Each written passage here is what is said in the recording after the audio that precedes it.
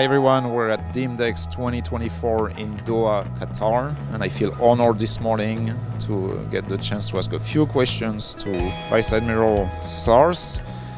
He is known as ALINDIEN, and he is the Joint Commander of the French forces deployed in the Indian Ocean and in the region. Admiral Slaars, good morning. Good morning, Xavier. Good to see you again. Likewise, and thank you for taking the time to answer my questions. Of course, I wanted to focus this morning on the current situation in the Red Sea. My first question is, can you please explain why it is important for France and the French Navy to protect maritime shipping in the region and specifically in the Red Sea and through Bab el-Mandeb? Okay, Xavier, first I will descope a little bit if you allow. So France is extremely committed with regards to the situation in the whole region, notably with what is going on in Gaza. The French position and the French position has been very clear, notably in the framework of the United Nations with the vote and the position taken by France, and also by the support that we were able to provide to those who were very severely wounded, notably with the deployment of the DIMDEX LHD in a hospital version in Egypt, where we were able to take care of thousands of people, among which more than 150 were very severely wounded. In the meantime, we are also extremely committed to do deliveries by air to provide support. And in the meantime, we are also extremely cautious with what is going on in the South Red Sea. And we are committed to make sure that the freedom of navigation, that is also something that is coming from United Nations conventions of the law of the sea, prevail. So this is why we are there since the 8th of December. So for now almost 3 months, we have French destroyers engaged in the South Red Sea in a purely defensive mode to make sure that we are able to reestablish the freedom of navigation there. And I think that we are extremely engaged in this defensive mode to support and make sure that the freedom of navigation will prevail.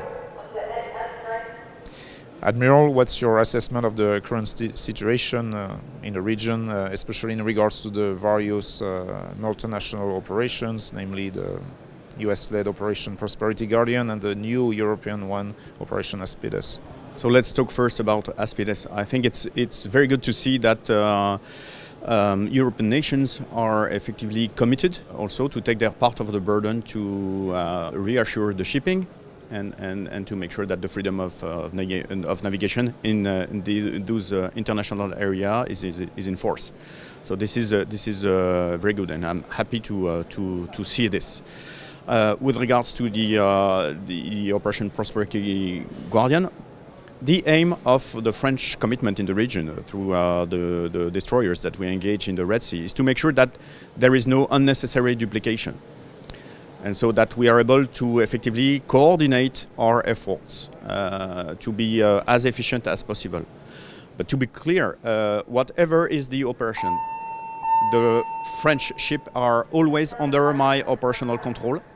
It's a French operational control, and by doing so, I am certain that we are making the best use of the French assets in the region. We are very often committed to do accompaniment of ships. We've done several dozens of them, taking care of the ships in the most dangerous area. And also patrolling to provide overall security in the South Red Sea. But coordination is going very well. This is efficient as expected. And to develop a bit further, so are you creating convoys of ships that are escorted by the destroyers? At first, in the very first days, this is effectively what we did. I would not call it convoys, but we organized ships so that we could effectively accompany them, even under threat. And now it is what ASPIDES is going to do in the framework of European Union.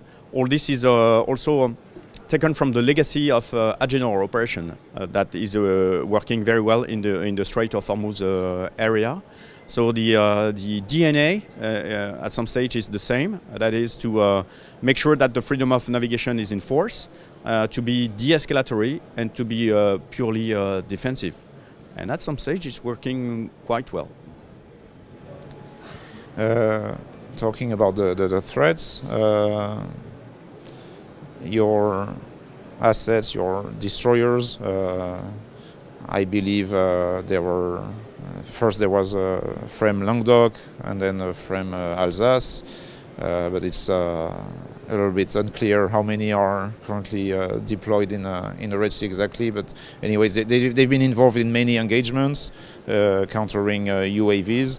Can you go a little bit over those events since December? I believe there were 4 engagements in totals, and a number of UAVs were shut down. Yes, there were various engagements that were all done under self-defense.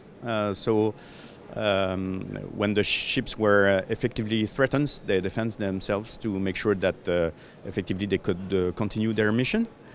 I will not go further with regards to the number of ships, their name, and I think it's not the most important issue. The fact is that we are there for in a continuous manner for 3 months now. And I think that what we are doing there in this purely defensive mode is extremely appreciated, and that we have to support this freedom of navigation because it's also extremely important for the development of the countries in the region and all of the countries of the Red Sea, from the south to the north. And in the meantime, of course, it supports the economical exchanges between Europe and many other countries. So, for instance, the amount of exchanges between GCC countries and Europe is only by sea, representing roughly $150 billion of exchange per year. So, and it is supporting the developments of the countries involved. So, it is extremely important. If we take a closer look at the vessels, so the frames, do you feel, and you're a former air defense destroyer commander, I should mention, so pretty experienced, do you feel like your assets currently deployed are fully suited to tackle the various threats that the Houthi rebels are throwing at them? There have been reports of loitering munitions, UAVs, USVs, UUVs under the water.